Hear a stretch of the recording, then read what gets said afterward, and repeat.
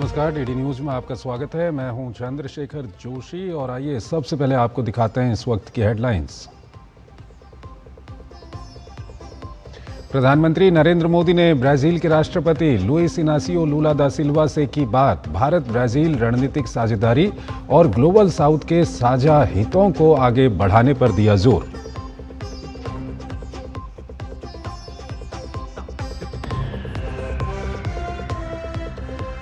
प्रधानमंत्री केरल में कल विभिन्न विकास परियोजनाओं की रखेंगे आधारशिला और करेंगे उद्घाटन। 1 लाख लाभार्थियों को पीएम स्वनिधि ऋण करेंगे वितरित।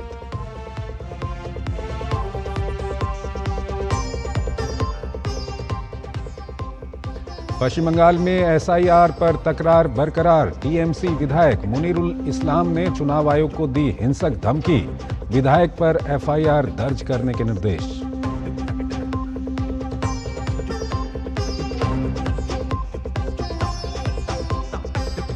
भोजशाला मामले पर सुप्रीम कोर्ट का अहम फैसला। बसंत पंचमी को दिन भर जारी रहेगी पूजा। 1 से 3 बजे के बीच जारी रहेगी नमाज।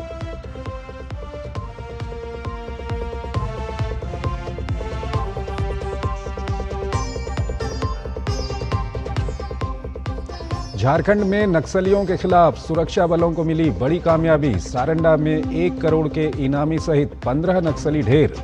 केंद्रीय गृह मंत्री अमित शाह ने कहा, नक्सल मुक्त अभियान को मिली बड़ी सफलता।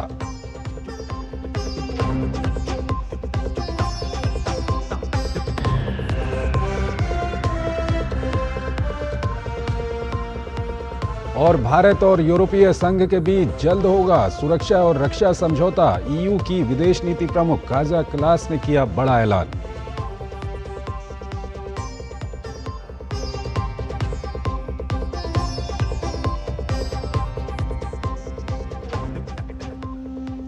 और आइए अब खबरों को विस्तार से देखते हैं। प्रधानमंत्री नरेंद्र मोदी ने ब्राजील के राष्ट्रपति लुइस इनासियो लूला दा सिल्वा से बात की। उन्होंने खुशी जाहिर करते हुए सोशल मीडिया प्लेटफॉर्म एक्स पर लिखा, राष्ट्रपति लूला से बात करके खुशी हुई। हमने भारत ब्राजील रणनीतिक साझेदारी में मजबूत गति की समीक्षा की, जो आने वाले साल में नई ऊंचाइयों पर पहुंचने के लिए तैयार है। ग्लोबल साउथ के साझा हितों को आगे बढ़ाने के लिए हमारा करीबी सहयोग बहुत ज़रूरी है। मैं जल्द ही भारत में उनका स्वागत करने का इंतजार कर रहा हूं।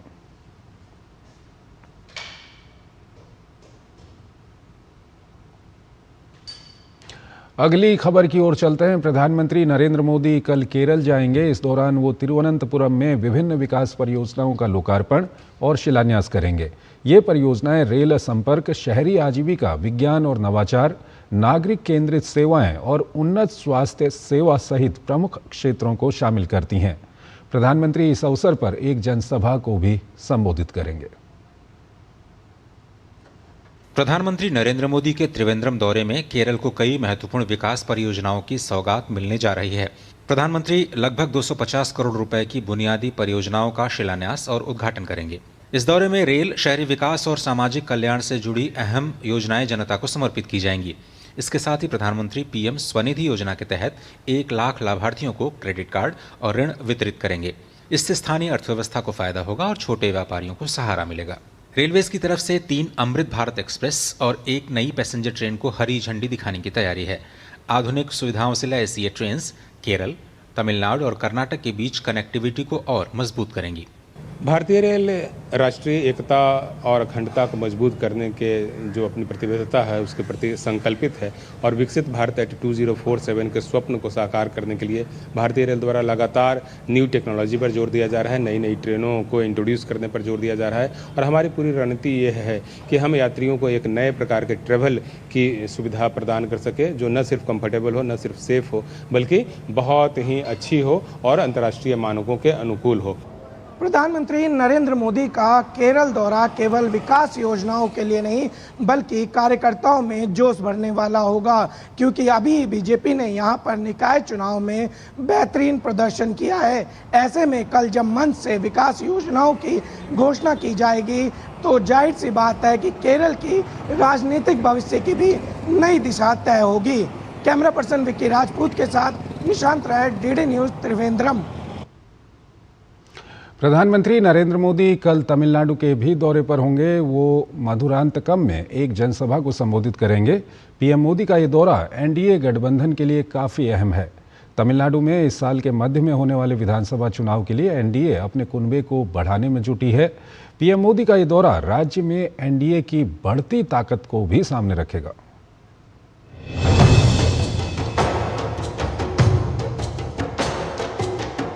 चेन्नई से तकरीबन 80 किलोमीटर दूर मधुरांतकम में प्रधानमंत्री नरेंद्र मोदी एक बड़ी जनसभा को संबोधित करने वाले हैं और यहां से एनडीए का क्या स्वरूप होगा उसकी एक झलक लोगों को मिलेगी जब मंच पर तमाम एनडीए के नेता मौजूद होंगे।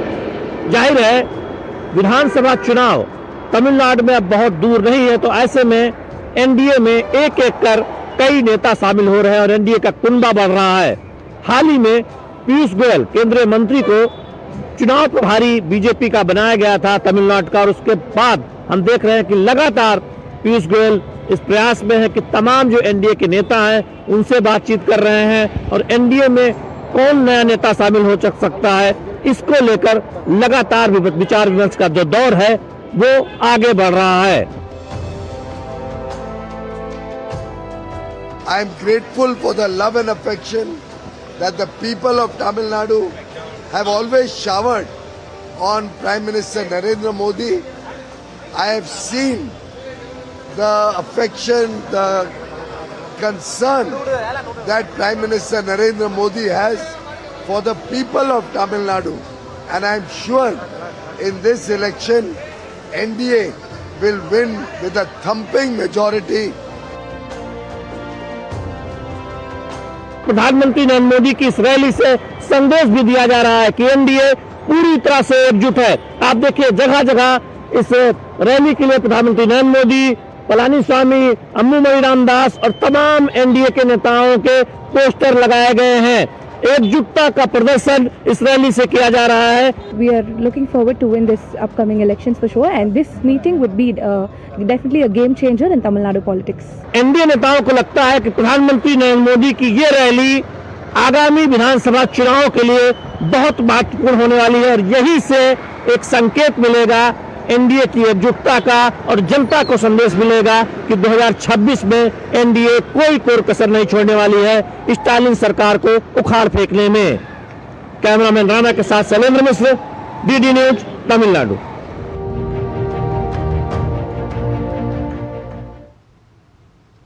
एक तरफ ममता बनर्जी सीजेआई के आगे लोकतंत्र को बचाने की गुहार लगाती हैं, तो दूसरी तरफ उनके ही नेता लोकतंत्र की धज्जियां उड़ा रहे हैं। टीएमसी के फरक्का से विधायक मुनीरुल इस्लाम ने इस बार खुले मंच से चुनाव आयोग को धमकी दी। तृणमूल कांग्रेस विधायक ने बंगाल में एसआईआर प्रक्रिया के बीच चेतावनी के लहजे में कहा है कि अगर सब कुछ ठीक नहीं रहा तो हर तरफ आग लग जाएगी। इस बयान पर ममता बनर्जी की चुप्पी पर अब उठ रहे हैं सवाल। चुनाव आयोग ने मुनीरुल इस्लाम के खिलाफ एफआईआर दर्ज करने का निर्देश दे दिया है। इस पतली डंडी से नहीं होगा, लाठी से तोड़ना होगा। लाठी से चुनाव आयोग की कमर तोड़ देनी होगी।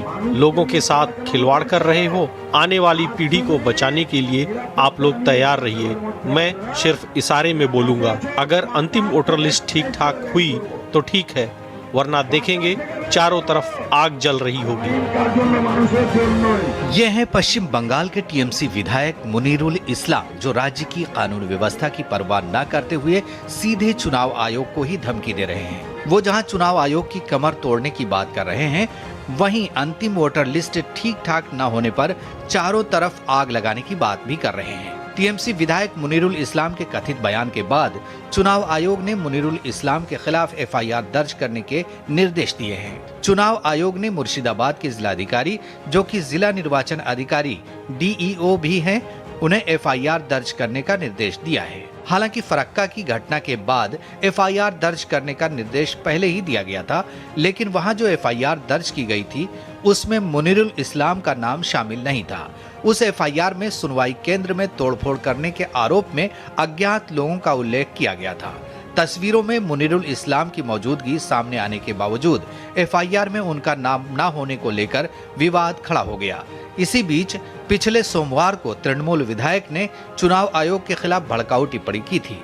सीईओ कार्यालय सूत्रों के अनुसार इसके बाद ही आयोग ने मुनीरुल का नाम उल्लेख करते हुए मुर्शिदाबाद के जिलाधिकारी को एफआईआर दर्ज करने का निर्देश दिया है। सुप्रीम कोर्ट के आदेश के बाद भी पश्चिम बंगाल में एसआईआर सुनवाई केंद्रों पर तोड़फोड़ की घटनाएं बंद नहीं हुई हैं। राज्य के किसी न किसी जिले में एसआईआर के विरोध के नाम पर तोड़फोड़ जारी है। इस तनावपूर्ण माहौल के बीच गुरुवार को राज्य के मुख्य निर्वाचन अधिकारी मनोज कुमार अग्रवाल ने राज्य के लिए नवनियुक्त 33 विशेष पर्यवेक्षकों के साथ आयोग के अगले कदमों पर बैठक की। बैठक के बाद सीईओ ने जिलाधिकारियों के साथ वीडियो कॉन्फ्रेंसिंग के जरिए एक और बैठक की। इन दोनों बैठकों के संदर्भ में सीईओ मनोज कुमार अग्रवाल ने कहा, नए पर्यवेक्षकों को आयोग की आगे की रणनीति के बारे में बताया गया। तो जिला भाग हुए थे, नए पर्यवेक्षकों के साथ आज बैठक करके समझाया गया कि राज्य में एसआईआर प्रक्रिया कैसे आगे बढ़ रही है। पर्यवेक्षक जिस जिले में जाएंगे वहां अब तक क्या काम हुआ है, सुप्रीम कोर्ट का निर्देश क्या है, सुनवाई कैसे चल रही है, कितने मतदाताओं की सुनवाई बाकी है, यह सब बताया गया है। ये पर्यवेक्षक चुनाव आयोग की आंख और कान के रूप में काम करेंगे।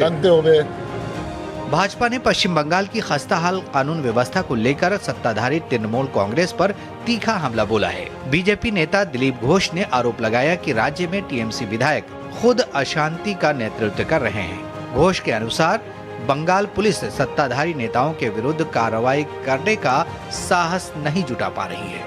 उन्होंने चुनौती ले लिया है कि एसआईआर होने नहीं देंगे टीएमसी, इसे जानबूझकर कराया। उनके एमएलए जाके अशांति में लीड कर रहे हैं, तो शांति कहां से आएगा।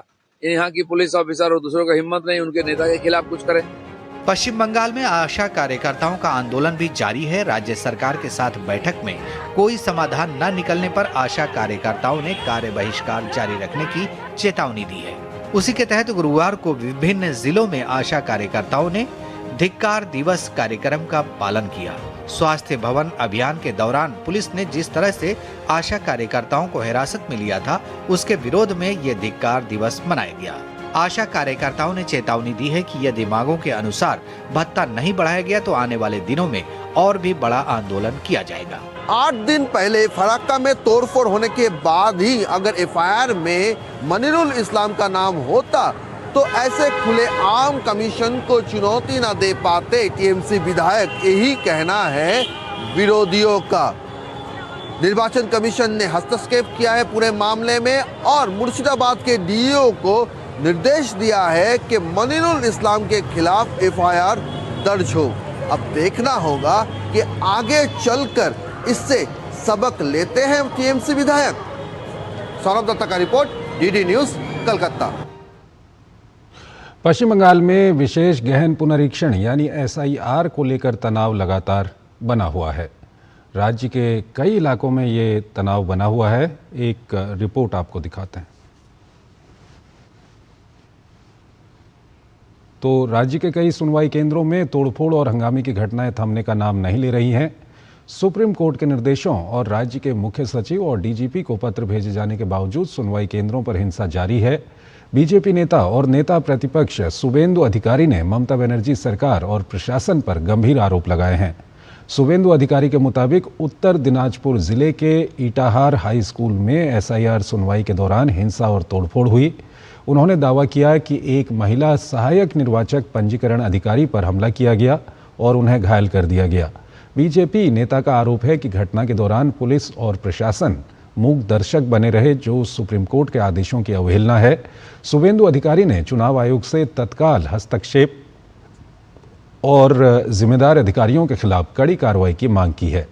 वहीं बंगाल भाजपा के अध्यक्ष समीक भट्टाचार्य ने कहा कि बीजेपी विपक्ष की राजनीति कर रही है। उन्होंने सुप्रीम कोर्ट और चुनाव आयोग से इन हिंसक मामलों पर तत्काल प्रभाव से संज्ञान लेने की मांग की है। वहीं राज्य के मुख्य निर्वाचन अधिकारी मनोज अग्रवाल ने बताया कि इस घटना के संबंध में एफआईआर दर्ज करने के निर्देश दिए गए हैं। ये सुप्रीम कोर्ट को सोचना है और इसी को देखना है। भारतीय जनता पार्टी पश्चिम बंगाल में विपक्ष का राजनीति कर रहे हैं। सिचुएशन क्या है वो हमको मालूम है। हम लोग इसका विरोध कर रहे हैं, लेकिन कितना विरोध करें? लोकतांत्रिक व्यवस्था में जितना आवाज उठाना चाहिए विपक्ष के नाते हम लोग वो कोशिश किया है, लेकिन पूरा इस सिस्टम को पीसफुल रखना और सबका प्रोटेक्शन का इंतजाम करना, ये इंश्योर करने का दायित्व इसी का ऊपर है। मध्य प्रदेश के धार में भोजशाला को लेकर हिंदू पक्ष की दायर की गई नई याचिका पर सुप्रीम कोर्ट में सुनवाई हुई। कोर्ट ने आदेश दिया कि शुक्रवार को नमाज 1 से 3 बजे के बीच होगी। साथ ही नमाज अदा करने के लिए आने वाले लोगों के लिए एक अलग प्रवेश और निकास मार्ग दिया जाएगा, जबकि पूजा करने वालों के लिए अलग रास्ता होगा। हिंदू फ्रंट फॉर जस्टिस की ओर से दायर याचिका में शुक्रवार यानी कि बसंत पंचमी के दिन मुस्लिम समुदाय के लोगों को नमाज से रोकने और सिर्फ हिंदुओं को मां सरस्वती की पूजा करने की अनुमति देने की मांग की गई थी। आर्कियोलॉजिकल सर्वे ऑफ इंडिया के 7 अप्रैल 2003 के आदेश के अनुसार भोजशाला में हिंदुओं को मंगलवार और बसंत पंचमी के दिन पूजा की अनुमति है, जबकि मुस्लिम समुदाय को शुक्रवार को 1 से 3 बजे तक नमाज पढ़ने का अधिकार प्राप्त है। हालांकि इस आदेश में ये स्पष्ट नहीं था कि यदि बसंत पंचमी शुक्रवार को पड़ी तो उस दिन क्या किया जाएगा। वहीं एएसआई के वकील ने कहा कि अगर नमाज के लिए आने वालों की संख्या बता दी जाए तो उनके लिए पास जारी किए जा सकते हैं ताकि प्रवेश में कोई समस्या न हो। कोर्ट ने मुस्लिम पक्ष को आज शाम तक एएसआई को जानकारी देने का निर्देश दिया है।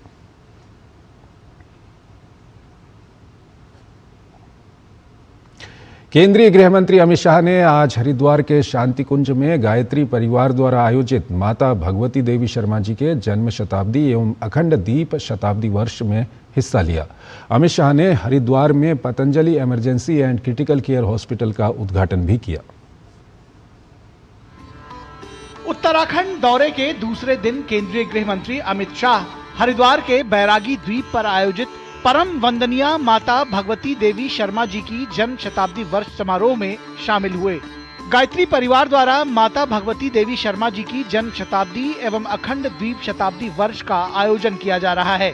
अमित शाह ने शांति कुंज स्थित गायत्री तीर्थ पर अखंड ज्योति के दर्शन किए। कार्यक्रम को संबोधित करते हुए अमित शाह ने हरिद्वार को सप्त ऋषियों की तपस्या की पावन भूमि बताया। उन्होंने कहा कि अनगिनत संतों ने हरिद्वार में करोड़ों लोगों की आत्मा को जागृत कर उन्हें आध्यात्म के मार्ग पर अग्रसर किया है। अमित शाह ने कहा कि विश्व की समस्त समस्याओं का समाधान भारतीय परंपरा में ही निहित है। कुंभ क्षेत्र है, सप्त ऋषियों की तपस्या की भूमि है। अनगिनत संतों ने यहां अपने आत्मा के साथ साथ करोड़ों लोगों की आत्मा को जागरूक कर आध्यात्म के रास्ते पर प्रशस्त करने का पुरुषार्थ इसी भूमि पर किया है। और यही भूमि पर पंडित राम शर्मा और वंदनीय माता जी ने गायत्री ऊर्जा को जागरूक करने का काम किया है। जो लोग सनातन धर्म को जानते हैं, भारतीय संस्कृति को जानते हैं, भारत के इतिहास को जानते हैं, वो सभी को सिर्फ मान्यता नहीं, दृढ़ विश्वास है कि विश्व भर की समस्याओं का समाधान अगर कहीं एक जगह है तो भारतीय परंपरा में विश्व भर की समस्याओं का समाधान। इससे पहले अमित शाह ने हरिद्वार में Patanjali emergency and critical care hospital का उद्घाटन किया। इस दौरान मुख्यमंत्री पुष्कर सिंह धामी, योग गुरु रामदेव और पतंजलि आयुर्वेद लिमिटेड के एमडी आचार्य बालकृष्ण भी मौजूद रहे। Bureau report, DD news. गणतंत्र दिवस के लिए इस बार सूचना और प्रसारण मंत्रालय ने विशेष झांकी तैयार की है। सूचना एवं प्रसारण मंत्रालय की झांकी भारत गाथा श्रुति कीर्ति दृष्टि कहानी कहने की कला में भारत की सभ्यतागत यात्रा की शक्तिशाली दृश्य कहानी प्रस्तुत करेगी। इसमें प्राचीन मौखिक परंपराओं से लेकर वैश्विक कंटेंट और मीडिया पावर हाउस के रूप में इसके उदय तक की पूरी यात्रा दर्शाई जाएगी। ये झांकी आत्मनिर्भर भारत की भावना को दर्शाती है, जो सांस्कृतिक विरासत को तकनीकी नवाचार के साथ सहज रूप से मिलाती है। जैसा कि आप देख रहे हैं मेरे पीछे I&B मिनिस्ट्री की टैब्लो है, जिसकी थीम है भारत गाथा श्रुति कृति दृष्टि। ये भारत में जो स्टोरी टेलिंग की परंपरा है उसके इवोल्यूशन को दिखाती है। कैसे ये शुरू हुई, जबकि कहानी सुनाने का एकमात्र तरीका था वर्ड ऑफ माउथ से, फिर धीरे धीरे ये इवॉल्व हुआ और पांडुलिपि लिखना शुरू हुआ और ज्ञान का प्रसारण पांडुलिपि और ड्रामा और डांस के थ्रू भी होने लगा। इसके बाद और इवॉल्व होके जो मॉडर्न एज है वो आया, जबकि प्रिंट और टीवी शुरू हो गया और धीरे धीरे अब उसमें एआई, एवीजीसी, गेम्स और सिनेमा भी बहुत काफ़ी एक गेम चेंजिंग इनोवेशन हुआ जब मूवीज़ आई तो हमारे टैब्लो में, इसलिए तीनों पार्ट को दिखाया जा रहा है। डीडी न्यूज़ के संवाददाता विशाल बैरिस्टो ने इस झांकी को डिज़ाइन करने वाली टीम की सदस्य से भी बात की। अखबार, रेडियो, टेलीविज़न और ये है बॉक्स ऑफिस। जी हाँ, हम बात कर रहे हैं भारत गाथा की और ये है झांकी सूचना और प्रसारण मंत्रालय की। और मेरे साथ है निकिता, जिनकी टीम ने ये पूरा डिज़ाइन किया है। निकिता, क्या कॉन्सेप्ट है? हमने पहले ये पूरा डिज़ाइन एक मिनिएचर के थ्रू दिखाया, उसमें हमने बहुत ज़्यादा अलग अलग हमारे आइडियाज़ थे। फिर हम इस कहानी बताने के तरीके को हमें लगा वो बेस्ट है कि हम कैसे पूरा विकास दिखा सकते हैं, कि हमने कैसे पूरा 360 चेंज कर दिया हमने। हम कहाँ से बोलबानी से अभी लोगों को कितना हम एक बड़ा चेंज ला सकते हैं, लोगों को एक एंटरटेनमेंट का भी जरिया बन गया है और एक कहानी और एक बड़ा चेंज लाने का भी जरिया बन गया है। तो आपने सुना नितिका को कहानी सुनाने से लेकर कहानी दिखाने तक और दिलों को जीतने तक, ये है भारत का सूचना और प्रसारण मंत्रालय। कैमरामैन भीम के साथ मैं विशाल बैरिस्टो, डीडी न्यूज़, दिल्ली। इस वर्ष के राष्ट्रपति गणतंत्र दिवस एट होम न्योते में नॉर्थ ईस्ट की जीवंत सांस्कृतिक धरोहर को प्रमुखता से पेश किया गया है। इस न्योते को अहमदाबाद के नेशनल इंस्टीट्यूट ऑफ डिज़ाइन द्वारा डिज़ाइन किया गया है और 200 से अधिक कारीगरों ने इसे तैयार किया है। इस न्योते में त्रिपुरा के बांस की बुनाई, असम का एरी सिल्क, मणिपुर के मिट्टी के बर्तन, मिजोरम का पुआंचई टेक्सटाइल, नागालैंड का बिछुआ, फाइबर और असम का गोगोना जैसी परंपराओं को दर्शाया गया है। ये न्योता कला और कारीगरों के हुनर को सम्मानित करता है जो लंबे समय से नज़रअंदाज किए जा रहे थे। इस न्योते को इंडिया पोस्ट के डाक सेवक पूरे देश में प्यार और विश्वास के साथ पहुंचाते हैं, जो इसे एक समृद्ध सांस्कृतिक अनुभव बनाते हैं। ये न्योता नॉर्थ ईस्ट की सांस्कृतिक पहचान को भारत की मुख्यधारा में लाएगा और कारीगरों को उनका सही सम्मान दिलाने में मदद मिलेगी।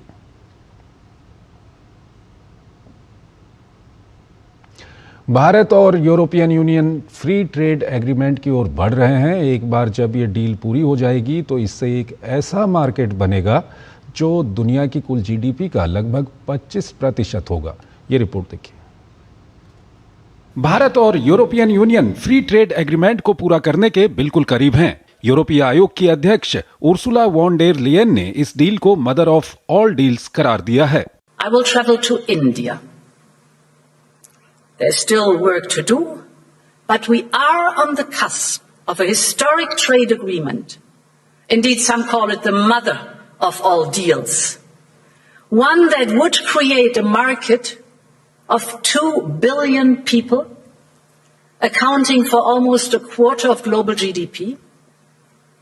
And crucially, that would provide a first mover advantage for Europe, with one of the world's fastest growing and most dynamic continents. Von der Leyen Bharat की यात्रा करेंगी। वो 26 जनवरी को गणतंत्र दिवस परेड में यूरोपीय परिषद के अध्यक्ष एंटोनियो कोस्टा के साथ मुख्य अतिथि होंगी। ये एफटीए पूरा होने की सूरत में भारत का अब तक का सबसे बड़ा ट्रेड एग्रीमेंट होगा और ये देश का इस तरह का 19वां ऐसा समझौता होगा। भारत और 27 देशों वाला ईयू मिलकर लगभग 2 अरब लोगों का एक कंबाइंड मार्केट बनाएंगे, जो दुनिया की कुल जीडीपी का लगभग 25% होगा। इस एग्रीमेंट में सामान, service, investment, technology transfer, telecom और रेगुलेटरी कोऑपरेशन शामिल होने की उम्मीद है। कम टैरिफ के कारण भारतीय टेक्सटाइल को बड़ा फायदा होने की संभावना है। अभी उन्हें इस ग्रुप में 10% टैरिफ देना पड़ता है। खास बात यह है कि इस डील में एग्रीकल्चर और डेयरी शामिल नहीं है। एफटीए के अलावा यूरोपीय संघ में विदेश नीति प्रमुख काजा कलास ने कहा कि ब्रुसेल्स नई दिल्ली के साथ एक नई सुरक्षा और रक्षा पार्टनरशिप साइन करेगा। The EU and India are moving closer together at the time when the rules-based international order is under unprecedented pressure through wars, coercion and economic fragmentation.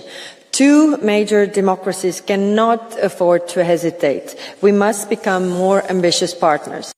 Bharat और ईयू के बीच पहले से ही मजबूत आर्थिक संबंध हैं। वित्त वर्ष 2024 में ईयू के साथ भारत का वस्तुओं का द्विपक्षीय व्यापार 135 अरब डॉलर रहा, जिससे ये ब्लॉक वस्तु के मामले में भारत का सबसे बड़ा ट्रेडिंग पार्टनर बन गया। ईयू को निर्यात 76 अरब डॉलर का था, जबकि ईयू से आयात 59 अरब डॉलर का रहा। ईयू को भारत के मुख्य निर्यात में मशीनरी, फार्मास्यूटिकल्स और पेट्रोलियम उत्पाद शामिल हैं, जबकि ईयू से भारत को होने वाले मुख्य आयात में ट्रांसपोर्ट उपकरण और केमिकल शामिल हैं। भारत में ईयू का निवेश 117 अरब डॉलर से ज्यादा का है और भारत में लगभग 6000 यूरोपीय कंपनियां मौजूद हैं।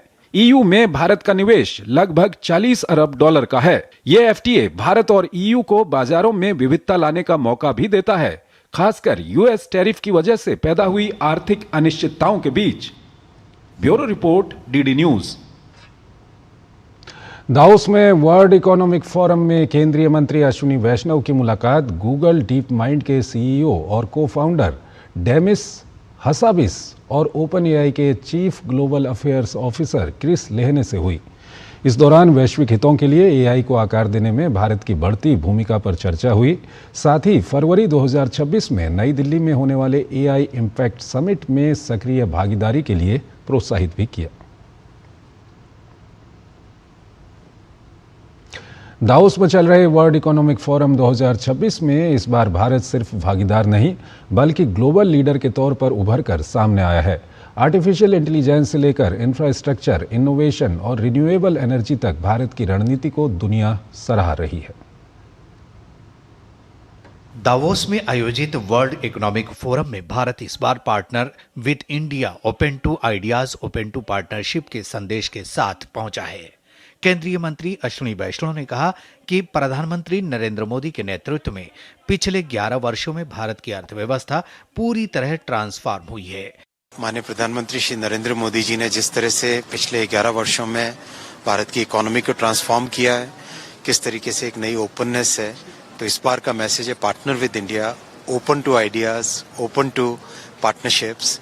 वो मैसेज बहुत क्लियरली हर डिस्कशन में आ रहा है, चाहे सेमीकंडक्टर इंडस्ट्री हो, चाहे एआई हो, चाहे मैन्युफैक्चरिंग से रिलेटेड हो, चाहे ग्रीन एनर्जी से हो, हर जगह बहुत क्लियरली लोग भारत के साथ पार्टनरशिप करना चाहते हैं। अश्विनी वैष्णव ने बताया कि भारत एआई के सभी 5 प्रमुख स्तरों एप्लीकेशन, मॉडल, चिप, इंफ्रास्ट्रक्चर और एनर्जी पर योजनाबद्ध तरीके से काम कर रहा है। एनर्जी से लेकर एप्लीकेशन तक भारत के इस समग्र मॉडल को वैश्विक पहचान मिल रही है और एआई इंडस्ट्री खुले तौर पर इसकी सराहना कर रही है। सारी दुनिया ने आज, और स्पेशली जो एआई से रिलेटेड इंडस्ट्री है, वो सब इस चीज को अप्रिशिएट कर रहे हैं कि भारत एक मेथोडिकल तरीके से 5 के 5 लेयर में काम कर रहा है। एनर्जी से लेके एप्लीकेशन तक भारत का जो मेथोडिकल काम है, उस काम को दुनिया ने और खासकर एआई से रिलेटेड इंडस्ट्री ने बहुत सराहना की है। अश्विनी वैष्णव ने कहा कि आज भारत को पूरी दुनिया एक भरोसेमंद वैल्यू चेन पार्टनर के रूप में देख रही है। निवेशकों की रुचि के बारे में बताते हुए उन्होंने सोशल मीडिया प्लेटफॉर्म एक्स पर लिखा कि टेमासेक के अध्यक्ष टीओ ची हीन ने भारत में टेमासेक की उपस्थिति बढ़ाने की स्पष्ट इच्छा व्यक्त की है।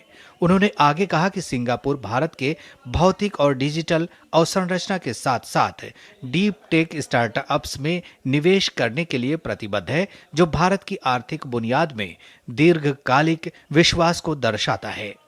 एआई, रोबोटिक्स और साइबर सुरक्षा के क्षेत्र में अग्रणी विशेषज्ञों के साथ हुई चर्चाएं एक विश्वसनीय मूल्य श्रृंखला भागीदारी के रूप में भारत के उदय को दर्शाती हैं। उन्होंने एक्स पर एक और पोस्ट में लिखा कि मरसक भारत के साथ जहाजरानी, बंदरगाहों, रेलवे और सेमीकंडक्टर सामग्रियों सहित लॉजिस्टिक्स बुनियादी ढांचे को बेहतर बनाने के लिए सक्रिय रूप से सहयोग कर रहा है। केंद्रीय मंत्री ने आगे कहा, हनीवेल भारत के साथ रेलवे आधुनिकीकरण में साझेदारी कर रहा है। वो भारत में अपने विनिर्माण कार्यों का विस्तार करने के लिए उत्सुक है। वर्ल्ड इकोनॉमिक फोरम में केंद्रीय मंत्री प्रहलाद जोशी ने नवीकरणीय ऊर्जा के क्षेत्र में भारत की प्रगति पर चर्चा की। उन्होंने बताया कि इस क्षेत्र में भारत ने तय समय से पहले अपने लक्ष्य को हासिल कर लिया है। आज भारत के पास 267 गीगावाट क्षमता है। नवीकरणीय ऊर्जा के बिना भविष्य संभव नहीं है। भारत इस पर दृढ़ विश्वास रखता है और उसी के अनुरूप काम भी कर रहा है। जैसा कि प्रधानमंत्री नरेंद्र मोदी ने कहा है, वन सन वन ग्रिड, यही हमारा संकल्प है। आज भारत के पास 267 गीगावाट की स्थापित नवीकरणीय ऊर्जा क्षमता है। सबसे महत्वपूर्ण बात यह है कि प्रधानमंत्री द्वारा वर्ष 2030 के लिए तय किया गया लक्ष्य भारत ने 2025 में ही, यानी तय समय से 5 साल पहले हासिल कर लिया है। 5 years ahead of the time. Maharashtra के मुख्यमंत्री देवेंद्र फडणवीस ने मुंबई एयरपोर्ट के पास अत्याधुनिक इनोवेशन सिटी की घोषणा की, जो मुंबई को ग्लोबल इनोवेशन हब बनाएगी। मुख्यमंत्री ने बताया कि टाटा समूह इस परियोजना में $11 अरब का निवेश करेगा। ये इनोवेशन सिटी जो है, ये दुनिया की इनोवेशन इकोसिस्टम को भारत में लाएगी, मुंबई में लाएगी। हम इसको इस प्रकार से तैयार करना चाहते हैं कि दुनिया में कोई भी अगर इनोवेशन का विचार करे तो उसको प्लग एंड प्ले, इस प्रकार की व्यवस्था यहां पर मिले। दावोस से साफ संदेश है, भारत अब सिर्फ उभरती अर्थव्यवस्था नहीं, बल्कि टेक्नोलॉजी, इनोवेशन और ग्लोबल पार्टनरशिप का भरोसेमंद केंद्र बन चुका है। Bureau report, TD news. Bharat के विकास केंद्रित एआई दृष्टिकोण को आगे बढ़ाते हुए इस साल के इंडिया एआई इम्पैक्ट समिट का आयोजन 16 से 20 फरवरी को नई दिल्ली के भारत मंडपम में किया जाएगा। ये शिखर सम्मेलन ग्लोबल साउथ में आयोजित होने वाला पहला वैश्विक एआई शिखर सम्मेलन होगा। इसमें वैश्विक नेता, नीति निर्माता, प्रौद्योगिकी कंपनियां, नवप्रवर्तक और विशेषज्ञ एक साथ आएंगे और शासन, नवाचार और सतत विकास के क्षेत्र में एआई की परिवर्तनकारी क्षमता पर विचार विमर्श करेंगे। प्रौद्योगिकी के क्षेत्र में भारत एक नया इतिहास रचने जा रहा है।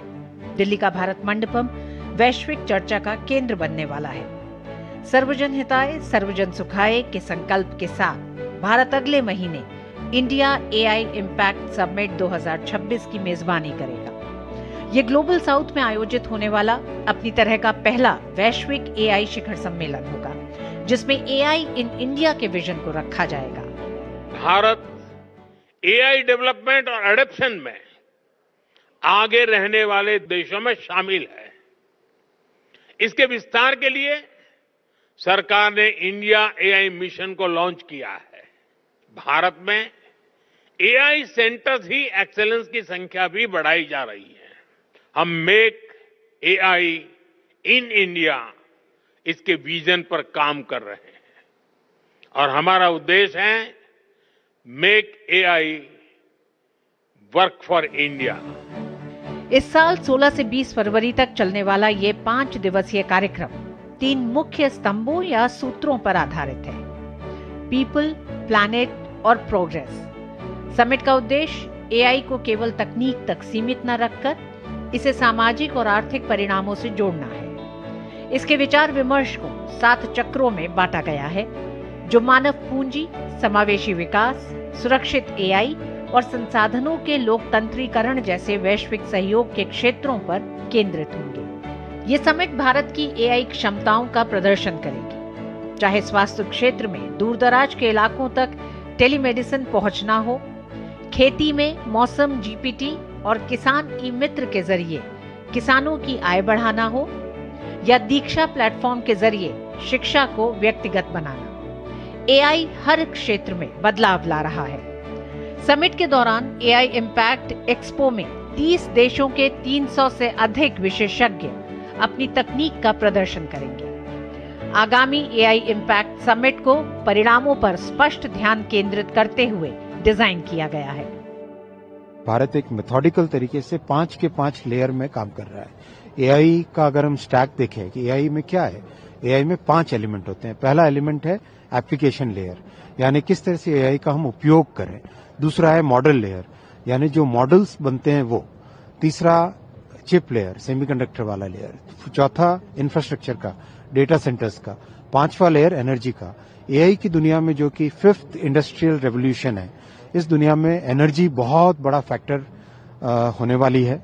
तो इस तरह के सिचुएशन में एनर्जी से लेके एप्लीकेशन तक भारत का जो मेथोडिकल काम है, उस काम को दुनिया ने और खासकर एआई से रिलेटेड इंडस्ट्री ने बहुत सराहना की है। इस महाकुंभ में दुनिया की दिग्गज हस्तियां जुटेंगी।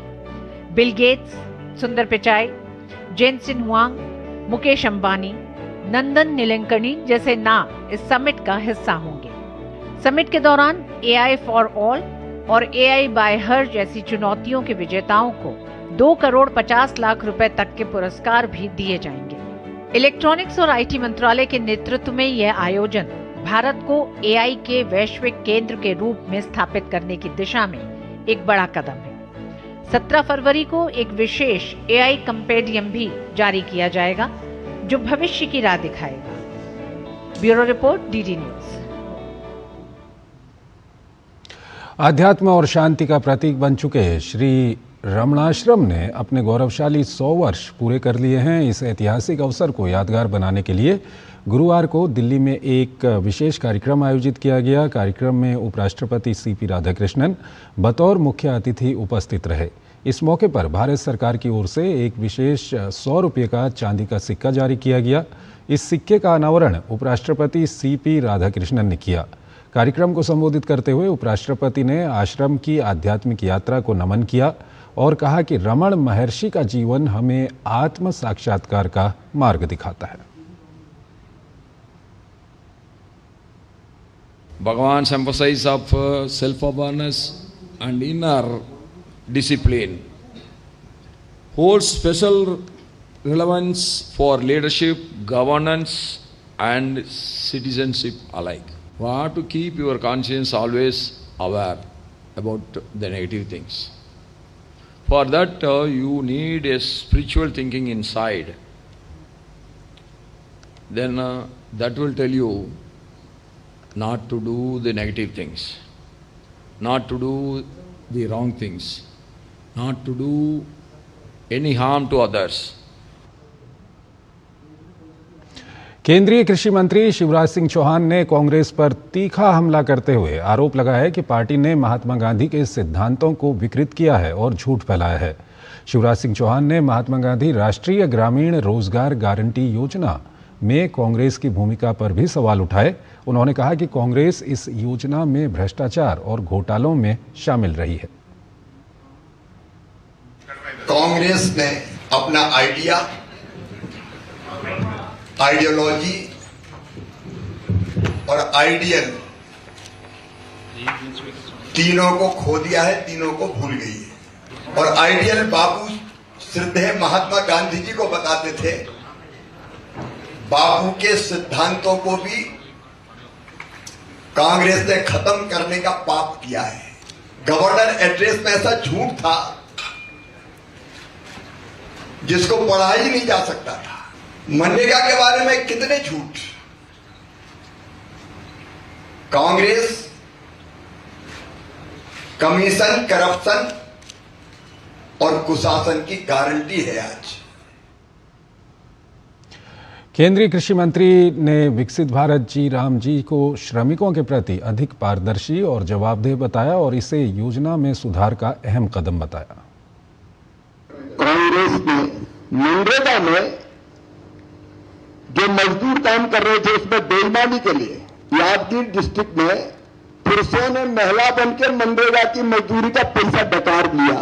और चिंता की बात यह कि जब राज्य को कहा गया तो उन्होंने 3,551 मामलों में कोई कार्रवाई नहीं की। ये कई तरह की कमियां देखी। तब एनडीए की सरकार ने तय किया विकसित भारत जी राम जी योजना एनडीए की सरकार ने मोदी जी के नेतृत्व में बनाई। केंद्रीय मंत्री जी किशन रेड्डी ने हैदराबाद में नेताजी सुभाष चंद्र बोस की जयंती और नेशनल पैट्रियट्स डे के अवसर पर आयोजित कार्यक्रम में शिरकत की। उन्होंने कहा कि राष्ट्रवाद ने हमें एकजुट किया और नेताजी का योगदान बिना चर्चा अधूरा रहता है। किशन रेड्डी ने नेताजी के तुम मुझे खून दो मैं तुम्हें आज़ादी दूंगा आह्वान को याद करते हुए कहा कि उन्होंने पूरी दुनिया को एकजुट किया और अंग्रेजों की नींद हराम कर दी। केंद्रीय मंत्री ने बताया कि प्रधानमंत्री नरेंद्र मोदी के नेतृत्व में नेताजी को सही सम्मान मिला और उनके जीवन से जुड़े रहस्यों को सामने लाया गया।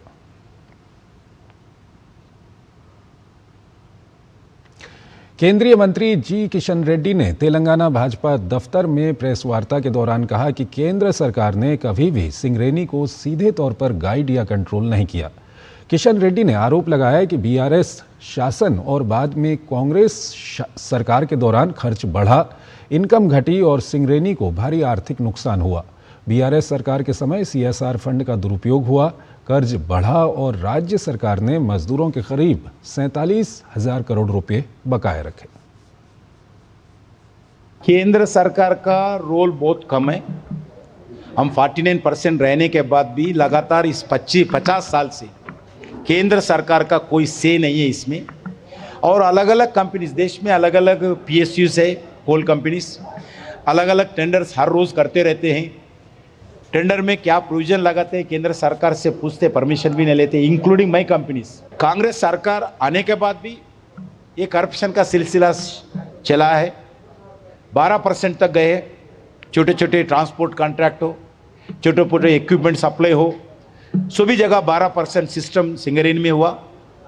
और उससे पहले जब टीआरएस पार्टी सत्ता में थे, जब भी लगभग सभी टेंडर्स में यही सिलसिला चला। केरल के परिदृश्य, विरासत और संस्कृति को तस्वीरों के माध्यम से दिखाने के लिए नई दिल्ली के त्रावणकोर हाउस में लैंडस्केप केरला फोटोग्राफी प्रदर्शनी का आयोजन किया गया है, जिसमें देश के प्रसिद्ध फोटोग्राफर्स की चयनित तस्वीरों के माध्यम से केरल के पर्यटन और साझी विरासत को राष्ट्रीय स्तर पर पहुंचाने का प्रयास किया गया है। दूरदर्शन संवाददाता मोहित शुक्ला की ये खास रिपोर्ट देखिए। जगह दिल्ली का त्रावणकोर पैलेस। देश के चुनिंदा 10 फोटोग्राफर्स और उनके द्वारा खींची गई ये 100 तस्वीरें, साथ ही 20 दिन से ज्यादा की यात्रा और केरल की संस्कृति, सभ्यता और पर्यटन की गवाह बनती ये प्रदर्शनी, जिसका आयोजन केरल की विविधता को दर्शाने और समझाने के लिए किया गया है।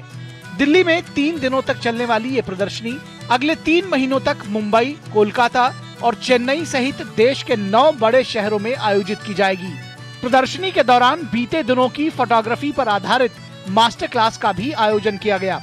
केरला टूरिज्म डिपार्टमेंट की तरफ से केरल में टूरिज्म को प्रमोट करने के लिए आप ये मेरे पीछे जो फोटो देख रहे हैं, इस मुहिम की शुरुआत दिसंबर महीने में होती है और 10 चुनिंदा फोटोग्राफर्स को केरला की अलग अलग जगहों पर, अलग अलग लोकेशंस पर जाकर इस खूबसूरती को कैप्चर करने का इनाम मिला है। अब ये फोटोग्राफर्स अलग अलग 10 शहरों में भी जाएंगे और वहां इसी तरीके की प्रदर्शनी लगेगी, जैसी प्रदर्शनी आप मेरे पीछे नई दिल्ली स्थित त्रावणकोर केरला हाउस में देख रहे हैं। ये केरला टूरिज्म ने 10 फोटोग्राफर्स को सेलेक्ट किया पैन इंडिया से और उनको केरला में बुलाया। 5 डेज के लिए शूट करने के लिए बोला गया। तो पूरे दिसंबर में हम लोगों ने अलग अलग जगह जाके शूट किया। मेरे को भी 5 डेज मिले। मैंने 18 दिसंबर से 24 दिसंबर के बीच में शूट किया। एंड इसका उद्देश्य यही है कि हर फोटोग्राफर का अपने एक अलग स्टाइल होता है किसी जगह को देखने का, तो उसको टूरिज्म से रिलेट करते हैं। एंड कोई भावनाएं बताना, कोई इस तरीके से टूरिज्म को प्रमोट करना, किसी को मार्केट पसंद होता है तो कैसा मार्केट कैसा दिखता है, तो एक अलग तरीके से इस चीज को दिखाने का तरीका है। आपको बताते चलें कि इस प्रदर्शनी में केरल के जंगल, पहाड़, बैक वाटर्स, वन्यजीव, वास्तुकला, त्योहार और ग्रामीण जीवन की 100 चुनिंदा तस्वीरों को शामिल किया गया है, जिन्हें देश के 10 फोटोग्राफर्स द्वारा केरल की अलग अलग जगहों पर खींचा गया है। ये फोटोग्राफर्स को पिछले साल दिसंबर में 15 दिन के बीच में ये फोटोग्राफर्स को अलग अलग जगह पर ले गए थे, नॉर्थ केरला और साउथ केरला में, मगर उनको 5 दिन रहना था। रहने के बाद उनको कई जगह लेके गए, जो जगह में नज़रिया हो, जो जगह में आवश्यक जो लाइफस्टाइल की चीज़ें होते हैं वो देखने के लिए, और रहन सहन, ये सब देखने के बाद इन्होंने कैप्चर करके वापस आए और इनको केरला टूरिज्म को देना था 100 फोटोग्राफ्स, 100 फोटोग्राफ्स। तो हर फोटोग्राफर से 100 फोटोग्राफ मांग के उनसे मैंने चुना 10-10 फोटोग्राफ। तो ये एग्जीबिशन हुई है 10 × 10 100 फोटोग्राफ्स के। 3 दिनों तक चलने वाली इस प्रदर्शनी की शुरुआत 20 जनवरी से हुई है। आप जो ये खूबसूरत तस्वीरें देख रहे हैं, इसका मकसद यही है, उद्देश्य यही है कि केरला के अंदर किस तरीके से टूरिज्म को प्रमोट किया जाए। और आप भी अगर केरल का एक दूसरा परिदृश्य देखना चाहते हैं, वो खूबसूरत तस्वीरें, नज़ारे, जो भी कुछ आप देखना चाहते हैं, वो आप इन फोटोग्राफ्स के माध्यम से देख सकते हैं। त्रावणकोर हाउस से कैमरा पर्सन दत्ता के साथ मैं मोहित शुक्ला, दूरदर्शन न्यूज।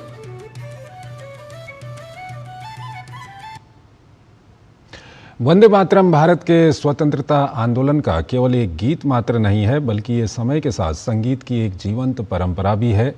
इसके बोल जहां राष्ट्रवाद और सभ्यतागत चेतना से भरे हैं, वहीं इसकी धुनों ने हर दौर की सामाजिक, राजनैतिक और सांस्कृतिक सोच को प्रतिबिंबित किया है। गुरुदेव रविंद्रनाथ टैगोर की राग देश पर आधारित धुन से लेकर आज के भव्य ऑर्केस्ट्रल संस्करणों तक हर युग में किसी न किसी रचनाकार, गायक या संगीतकार ने इस गीत को नए संदर्भ और नई ध्वनि प्रदान की। इस तरह वंदे मातरम एक गीत से आगे बढ़कर एक सतत संगीत परंपरा बन गया, जिसका भारतीय जनमानस में एक अमिट स्थान है।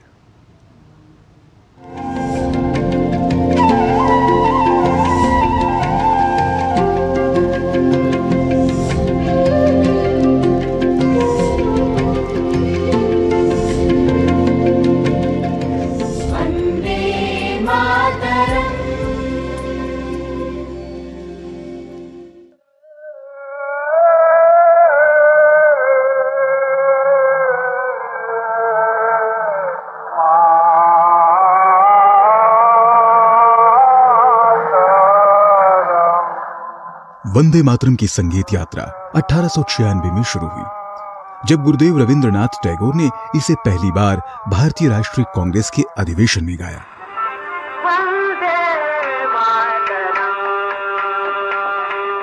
इसके बाद इस गीत को समय के साथ विभिन्न संगीत शैलियों में प्रस्तुत किया गया, जिसमें मल्हार, काफी, सारंग, दुर्गा, भैरवी और खमार जैसे रागों का इस्तेमाल हुआ। शास्त्रीय गायकों से लेकर अन्य कलाकारों तक हर प्रस्तुति ने इसे एक नया आयाम दिया।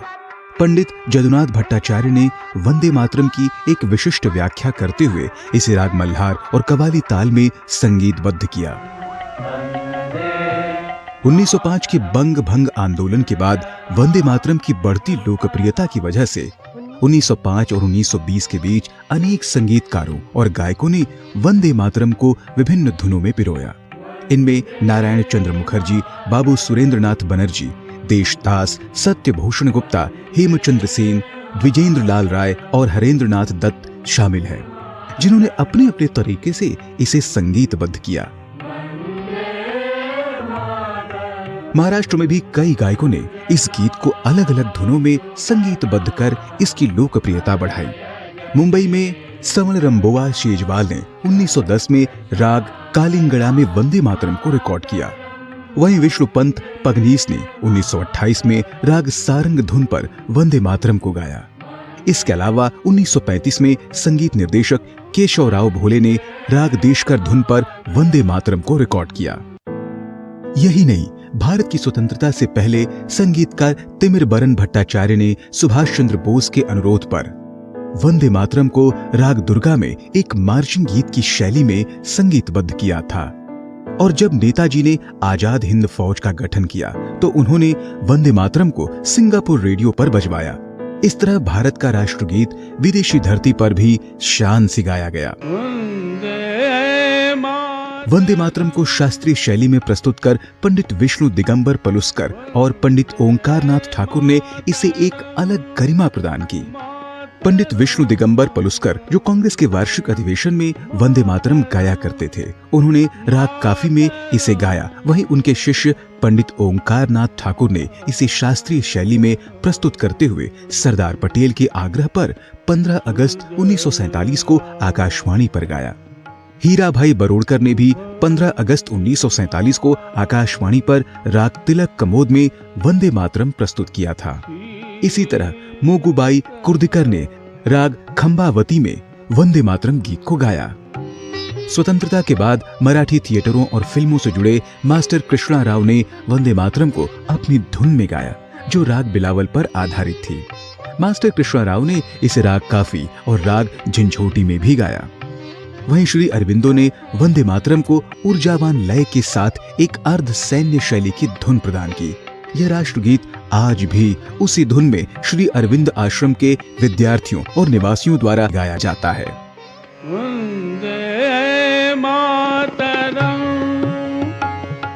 स्वतंत्रता के बाद कई प्रसिद्ध शास्त्रीय गायकों ने वंदे मातरम को अपने अपने ढंग से प्रस्तुत किया।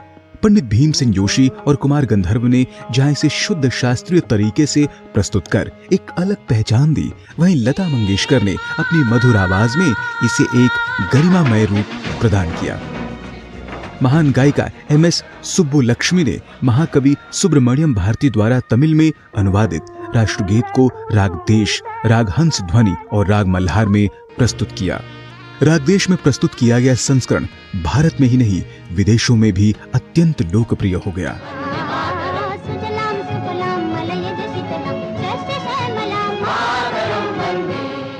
सिनेमा ने जहां इसे और अधिक कर्णप्रिय और लोकप्रिय बनाया, वहीं आधुनिक युग में वंदे मातरम का संगीत पूरी तरह डिजिटल मंचों पर फैल गया। बड़े बड़े ऑर्केस्ट्रा, सिम्फनी स्टाइल अरेंजमेंट और बहुभाषी कोरस मंत्र वंदे मातरम का गायन लोकप्रियता की हर सीमा को लांघ गया। आज वंदे मातरम के गायन में भारतीय और पाश्चात्य वाद्य यंत्रों का व्यापक संगम दिखता है, जो इसकी लोकप्रियता की कहानी खुद कहता है।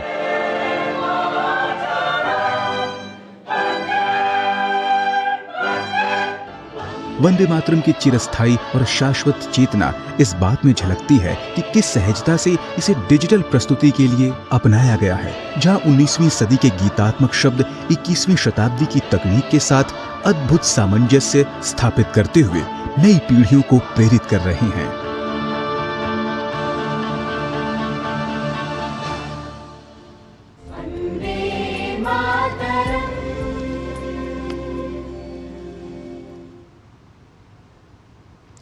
केरल बीजेपी अध्यक्ष राजीव चंद्रशेखर ने डीडी न्यूज से खास बातचीत में कहा कि लोकल बॉडी चुनाव के समय पार्टी ने जनता से वादा किया था कि यदि उन्हें एक मौका दिया गया तो प्रधानमंत्री मोदी स्वयं आकर जनता का धन्यवाद करेंगे। उन्होंने कहा कि 2016 में लोगों ने कांग्रेस की तुष्टीकरण राजनीति से तंग आकर सीपीएम को चुना, लेकिन उस समय एनडीए की मौजूदगी कम थी। अब जनता बीजेपी को विकल्प के रूप में दिख रही है। राजीव चंद्रशेखर ने आरोप लगाया कि शबरीमाला और रेडिकल संगठनों पर राजनीति की जा रही है। उन्होंने कहा कि केरल के हिंदू आर्थिक रूप से सबसे कमजोर हैं और राज्य में बेरोजगारी चरम पर है। जनता अब पीएम मोदी के विकास मॉडल की ओर देख रही है, जिसमें विकास और विरासत दोनों है। बीजेपी के केरला के अध्यक्ष राजीव चंद्रशेखर जी हमारे साथ मौजूद हैं। सर, सबसे पहला सवाल, प्रधानमंत्री नरेंद्र मोदी केरल के दौरे पर आ रहे हैं और अभी निकाय चुनाव में बीजेपी ने यहां पर बेहतरीन प्रदर्शन किया है, क्या कहेंगे इसको लेकर? नहीं, बहुत गौरव की बात है कि हमारे प्रधानमंत्री जी कल यहाँ पर आ रहे हैं, क्योंकि हमने तिरुवनंतपुरम कॉरपोरेशन के इलेक्शन के समय हमने लोगों को कहा था कि अगर लोग हमें एक अवसर देते हैं तिरुवनंतपुरम कॉरपोरेशन गवर्न करने के लिए, प्रधानमंत्री मोदी जी जरूर यहाँ पर आएंगे और लोगों को धन्यवाद देंगे। केरल में चुनाव होने वाले हैं और विजयन सरकार को 10 साल पूरे हो रहे हैं, एंटी इनकम्बेंसी है, इसका फायदा किस तरीके से आपको लग रहा है बीजेपी को मिलेगा? देखिए, आपको मालूम ही है कि 2016 में कांग्रेस को यहाँ से लोगों ने हटाया था, क्योंकि वो एक बहुत करप्ट सरकार थी। 10 साल पिनराई विजयन ने करप्शन तो किया ही है। जो हम देख रहे हैं, शबरीमला जैसे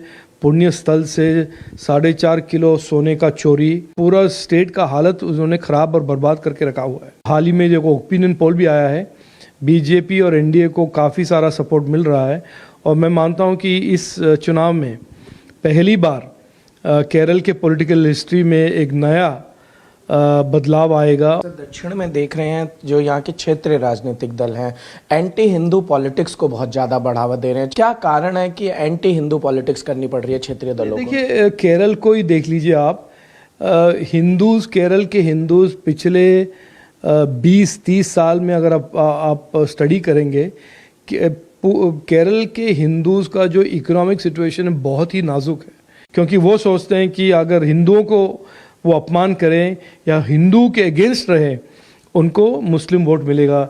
मैं मानता हूं वो गलत राजनीति है। प्रधानमंत्री नरेंद्र मोदी दौरे पर आ रहे हैं, विकास और विरासत दोनों को लेकर लगातार वो जिस भी मंच पर होते हैं बात करते हैं। ऐसे में केरल में क्या उम्मीद की जा रही है? देखिए केरल रिच ट्रेडिशन और कल्चर और हेरिटेज का एक स्टेट है। हालत बहुत ख़राब है क्योंकि देश के सबसे ज़्यादा इन्फ्लेशन केरल में है। केरल के बच्चे पढ़ने के लिए भी बाहर जाना पड़ता है, नौकरी ढूंढने के लिए बाहर जाना पड़ता है। नरेंद्र मोदी जी का जो उन्होंने इंडिया में और भारत में उन्होंने एक बदलाव लाया है, लोग यहाँ चाहते हैं कि वही राजनीति, विकास की राजनीति, विकास और विरासत की राजनीति जो नरेंद्र मोदी जी ने करके दिखाया है वो केरल में भी लाना चाहते हैं। आने वाले इस असेंबली इलेक्शन में केरल के लोग उनके जीत के लिए, केरल के जीत के लिए और बीजेपी एनडीए के जीत के लिए काम करेंगे। शुक्रिया सर हमसे बातचीत करने के लिए। तो ये थे हमारे साथ बीजेपी प्रदेश अध्यक्ष राजीव चंद्रशेखर। कैमरा पर्सन विक्की राजपूत के साथ निशांत राय, डीडी न्यूज, त्रिवेंद्रम। तो इस बुलेटिन में फिलहाल इतना ही। आप बने रहिए डीडी न्यूज के साथ। नमस्कार।